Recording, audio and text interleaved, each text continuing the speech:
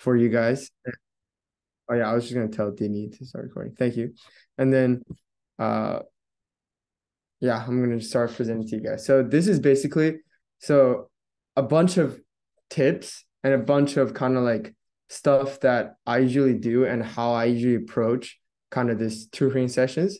So I hope you guys can like learn something from it and maybe like incorporate that into your own lessons.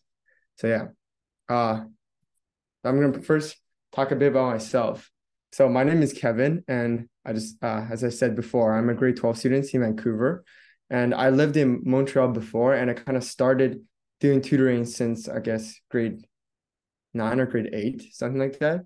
So it's been a very long time that I've been tutoring like younger students. And for me, I like to play golf, as you can see on this picture, as well as doing a bunch of weird science project. This one is about wireless electricity, and this is science fair stuff. And on top of that, I also I love art a lot. I usually do graphic design and kind of designing posters for different kind of organizations. And this one is a poster that I designed for Youth Forum for Asian Representation in Canada. And I also have 2 dogs, if you guys are curious, a husky and a Labrador. Okay, so I guess some of you guys might be a little bit nervous because you guys are not very sure about what you guys are going to talk about with the younger students for your first class. And I can assure you guys that I was very nervous as well. So based on my memory, a long time ago, when I had my first class with my science students, which are a group of twins, and for the first class, I kind of first had a conversation with them about what they're trying to get out of this class, this science tutoring class every week. So I talked to them, for example, what's your name, like I did with you guys? What's your guys' name? What's grade? Your academic background? Your current, what are you currently learning in your class, as well as kind of your challenges in class.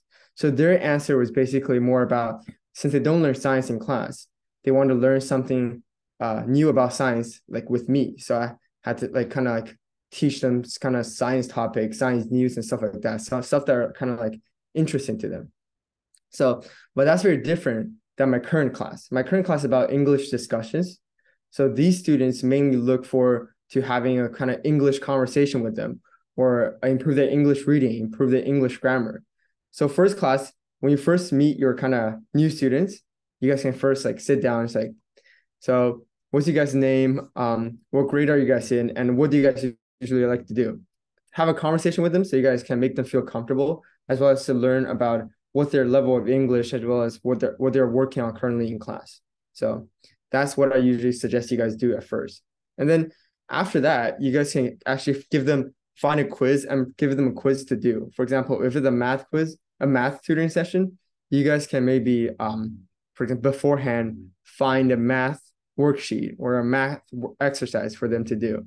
And you guys can find this anywhere you want. For example, there are books, I'm pretty sure, on math exercises, their website, as well as ChatGPT. So these are basically 2 quizzes that I asked ChatGPT to generate. And yeah, don't worry about, like, you guys can definitely use ChatGPT. It's definitely a helpful tool for you guys rather than helping you guys do homework. So for example, you can ask them on ChatGPT, please provide me a basic level algebra quiz. And this is what it gave me. A bunch of like simple questions to evaluate kind of their level of math, and also give you the answers. You can check the answer with them. This also works with languages. So for example, this example on top is about English grammar. So I asked ChatGPT to give me a worksheet on beginning level English grammar quiz. And this is a bunch of English grammar that they can do, and you can correct it with them. And of course, this is just one of many ways to do kind of like evaluation, a quiz. You can also do quiz with, I guess, reading content. Find an article and read with them to see how good they're at reading or pronouncing the words and stuff like that. So you guys can be creative with this one. And just to show you, so you guys understand how to actually work with ChatGPT, because it's really useful too. Like, you guys have used ChatGPT before, yeah? Yeah? Okay. Anyone never heard of ChatGPT before? Oh, okay. There are definitely some people. Okay. So ChatGPT is actually like an AI. It's like a human, but it's like a smart one. So you can ask them to do anything, but probably not your homework. So for example, you can So you just search up ChatGPT and you can click it's chat.openai.com. And you can ask them, for example, give me a simple math worksheet. Do that. Nathan? It's just because we need our phone number for sign up, and I don't think that everyone has his own phone number. So is there like another way that we can log in on it? Oh, on ChatGPT, pretty sure you can sign in with your email. I didn't sign in with my phone. Email works as well. Okay. Yeah. Yeah, you can ask for any topics, and I just asked for my math worksheet, and this is just a simple worksheet given you. So yeah, you can definitely use this tool to help you guys during these sessions. So wait 1 second. Okay. Close this. Back to the presentation. Yeah. And then after those two tips I just showed you guys can do this first for the first class, and that give you a pretty good understanding of kind of the level for students. If you're teaching a group class, this also works. You guys can like ask them to work in groups on a exercise sheet, or having a conversation with all of them, having a discussion, stuff like that works. Then these are two more tips to help you guys kind of navigate through your first class. So then to further evaluate the level of your kind of like mentees, you guys can look at their level of their homework. For example, ask them for a piece of their homework that they did last class. If it's something that's like on algebra, then you know that they're currently working on algebra, and you can kind of further help them to understand this topic if they need it. Yeah. And then lastly, I think this is the most important points about your first class with them, is to set clear goals. So as I mentioned to you guys before, for my conversation with my science students, I made sure that they wanted something like not academic, it's more like curious based kind of teaching. They want to learn more about kind of the field of science and some interesting kind of experiments. But for you guys, I can imagine for French, what else? Math and English, your students, your mentees are mainly looking forward to kind of like improving their grades or improving their pronunciation, improving their speed of reading and stuff like that. So those you have to communicate well with them in the first class to understand what they really want in order to kind of shape your tutoring sessions towards that direction. So yeah. And then these are two more links to help you guys find like exercises or worksheets like throughout your tutoring sessions. So you guys can try to go on these two websites. This one is more like a French exercise worksite that I use right now to learn French in Vancouver, but I'm not very good. So I don't know how good this website.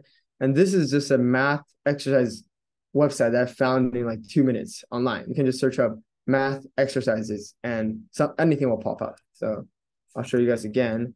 So if you guys are struggling, it's very easy. So it's a math exercise worksheets. Yeah, you can see like anywhere you guys can find it. So like images or like websites, stuff like that. But yeah, I'm sure you guys are very good at technology, so I'll rely on you guys on that one. And then, whoops.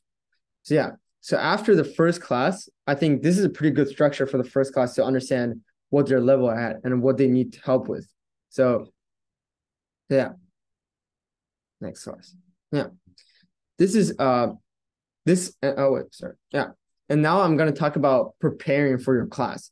This is more of a structure for every class. After the first class, you guys can use this structure. Sorry, Jessica, go ahead.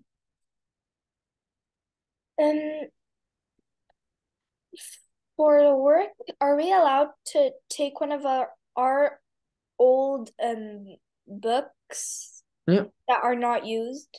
Yeah, of course. You guys can literally use anything you guys can like find, like anything like books in library. I know you guys are like having these weekly sessions in the library, right? You guys can go like 5 minutes early, find some books in the library. Those books, your old books, internet, print them out, ChatGPT, anything works. Cindy. Like Cindy.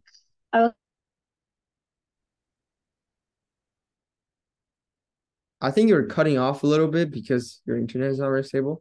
If you want, you can type in the chat. I'll answer it later. Yeah. Type in the chat. And then if any of you guys else have questions, feel free to cut me off in the middle. So And then now I'm going to talk about preparing for the class, which is a general structure for each of your lesson after the first class. So yeah, so I think for the first portion, it's often a good idea to kind of like review like what you guys are going to learn in class, as well as what they did for homework during last week's class. So for example, if you guys assigned them with the algebra worksheet last class, you can find the answer and kind of check it with them and see if they get it right or wrong. And the area that they get wrong, you guys can like highlight it and say like, we're going to review this one again in this class to like make sure they really understand this topic. And then another really important tips that I thought of is really talk to them about how they learned the concept. So for example, I don't know if you guys have the similar experience. So when I was younger, when I was learning math, I usually asked my mom for help. And whenever I asked my mom, she usually give a different answer than how my teacher usually teach me that. And I get really frustrated because I'm trying to learn two methods at the same time. So what you guys should do is really like talk to them and ask them what's the method that their teacher taught them with. For example, algebra, maybe like you move the plus to the other side and then you divide it. Then you should learn that way and explain it using their teacher's way to make them, to help them understand better rather than make them more confused by introducing a new way of learning. So that's my suggestion for that. And then before each class, you guys can then kind of prepare the session, like have a plan. So what I usually do, I can share this with you guys. So for my English discussion class, what I usually do is for the first 5 minutes of class, I would usually have a discussion and an introduction to the class. So for example, like I did today, I like ask you guys, can you guys introduce yourself? What's your passion? What do you do in the last week and stuff like that? And that's going to take, for example, 5 minutes to do. And then you guys can like start like leaning towards the topic of discussion of that class. For example, today we're talking about environment. I was like, what have you done in the last week about environments? And then we have another discussion and kind of just goes like that and make them feel more comfortable. And then what I usually do with my discussion class is we then look into news websites. So news websites such as Science News, CBC, BBC, and any other news website that's like kind of like authoritative. So we go on these news websites, we find articles to read together. Because I'm doing English, I kind of ask them to read it and I correct their pronunciations as well as teach them more vocabularies. And then after that, for another 10 minutes, we'll have a discussion. Since I'm doing English discussion, I usually, for example, the article was on birds and how we need to save them for the environment. We'll have a conversation on birds and the environment and stuff like that. And that will take another 10 minutes. And at the end of the class, since my duration is 40 minutes, but you guys are 1 hour, so you guys have a different plan. For the last 10 minutes for me, I usually play a game or have a further conversation with them to help them kind of like deepen their understanding of the topic for today. And that's how I plan my session. And you guys have a lot of flexibility over how to plan your session. For example, how Nathan planned his session can be completely different than how Jessica planned her sessions. Nathan might like discussion more. Jessica might like reading articles more, but you guys have the flexible. You guys can do whatever you want. Just make sure that it is helping what the students is like requesting. Like if they want more reading, you do more reading, but you guys have fun planning your own class. Yeah. And then my last tip for preparing each lesson for you guys is to gather kind of materials. Like I mentioned in the previous slides, of course, you guys are going to look for exercises, look for books, and maybe some, I guess, some reading materials to do together. And what I usually do with my class and what I usually suggest is you guys can, of course, find books, news, as well as games. Games is very important to keep them engaged. So what I mean by games is not like video games. It's not video games. Games is more like crossword puzzles or hangmans for vocabulary or math games. For example, I can show you guys. So if you guys go on anything, like you can say crossword or let's see.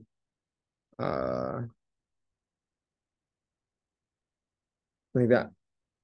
Anything for environment vocab. So you guys can find this easily. It's like a game, fun game.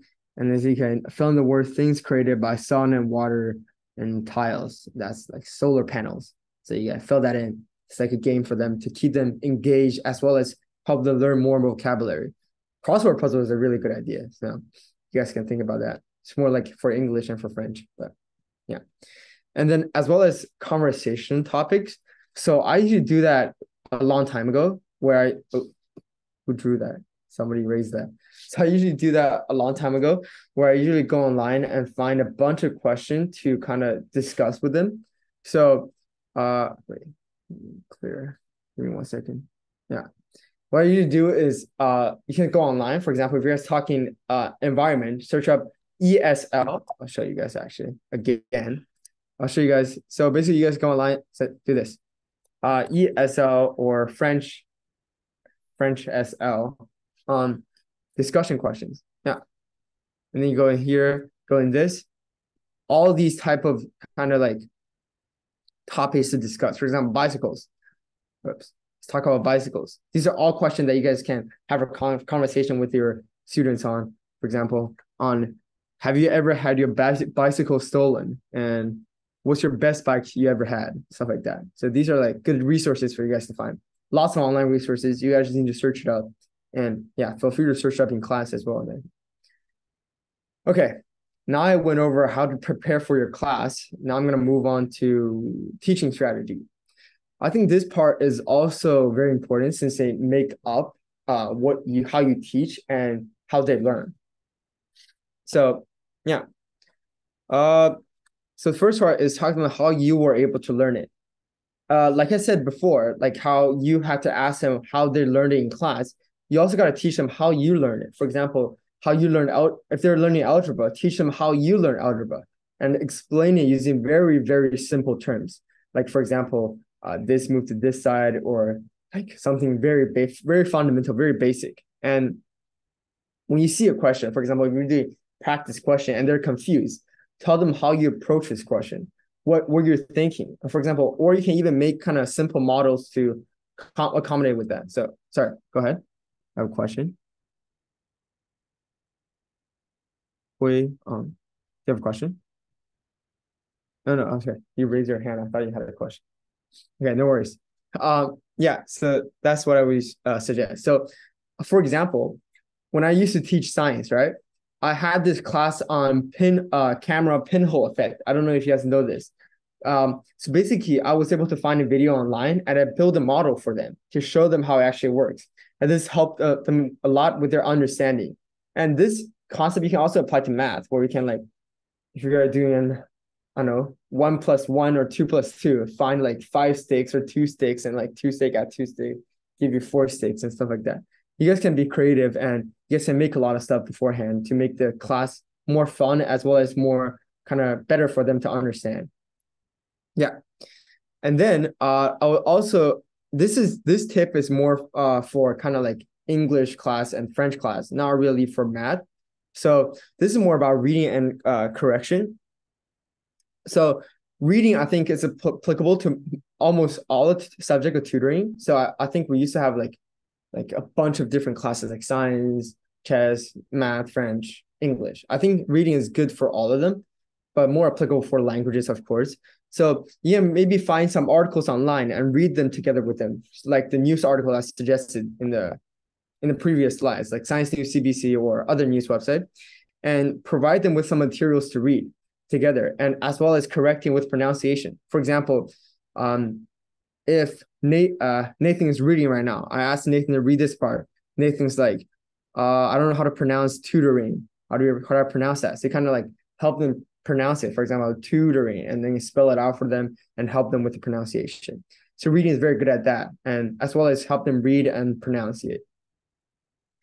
Oh yeah, of course, yeah, you guys, it's better to ask them to read out loud because you guys are like having a class. Reading out loud kind of help them with reading as well as pronunciation. If they make a mistake, you can correct them. So that's always a good idea. And yeah, and always kind of explain concept or ask about vocab. So if I ask Serena, what does approach mean? And Serena was like, I don't know what approach mean. So we can, and then you can explain to them, like, for example, approach is about how you kind of tackle a question. If you see a question, how you going to, what's your process of thinking and stuff like that. Explain to them. They still don't understand. You can search it up together. And in that case, you can like with the definition, assist them in understanding the word. So that's what I would suggest. And then might be a very kind of common issue for you guys, especially for online tutoring. So when I usually have students, they are sometimes very shy to talk and shy to kind of turn on the camera or like start talking, and you guys as well. So I don't want to kid me, none of you guys had their camera on. Some of you guys had it. You guys always have to ask. Don't be, you guys shouldn't be shy. As tutors, you guys should have to like, guys, turn on your cameras. Let me see you guys. Let me see your face and stuff like that. As well as if somebody, for example, I ask who wants to read this paragraph and nobody wants to do it, you guys can call on somebody. For example, Grace, you read this one. So you just call on somebody and have the authority to ask them to read what you want them to read. So yeah, because you guys are the tutors and you're helping them. So you got to really help them by pushing them, you know? But yeah. And then also, if they're shy and if they're uncomfortable, you guys can actually talk about, for example, for English or for French, you guys can talk about something interesting. For example, if they just came to Canada and they're very new to this country, you guys can talk about cultural differences from Canada to Chinese and Canadian to Chinese, as well as, about video games, if you guys are both into video games, or talk about your story, your past, and stuff like that. So many ideas. And then lastly, my third tip for teaching strategy is make it fun. This is super important. If you don't make your kind of tutor session fun, the 1 hour is going to seem to be so long for them, and they're going to be like scared of like further session with you because they lose focus or they found it boring. To make them fun, you guys can try different models each class. For example, this class, you guys can watch some videos. Next class, you guys talk more. And after class, you guys read more. So kind of switch it up from class to class. And then you guys can also make models that I suggest, incorporate games, crossword puzzles, hangman, vocab, reading, stuff like that, as well as different activities. For example, I'm pretty sure there's lots of like board games in the library that help with kind of English or French. So you guys can look into that. Nathan, question? Can we something? Oh, sorry. Is it good? Okay, that's good. Yeah. So this is basic teaching strategies for you guys. And then now I'm going to talk about how to find appropriate content. So appropriate content is very important since for me, I'm a grade 12 student. My math is very different from you guys' math. If you guys are in a tutor session with me, I'm not going to find a bunch of calculus questions for you guys to learn. That's just too hard for you guys. So that's why it's super important for the first class, ask them about their age, grade, interest, and to avoid like all time any sinister materials that are kind of like violent or other stuff that is not appropriate for their age. So for example, if I know one of you guys is grade 7, I know that for grade 7 level math, you guys may be doing algebra and some simple graphs. So you have a kind of like a basic understanding of what they're working on at the time, as well as you guys should really try to incorporate their interest in a part of into the class. For example, if let's say if Aaron likes like golf a lot, we can read some articles on golf. So they would actually be interesting to read about the content. If somebody likes science a lot, we find some science articles. Somebody like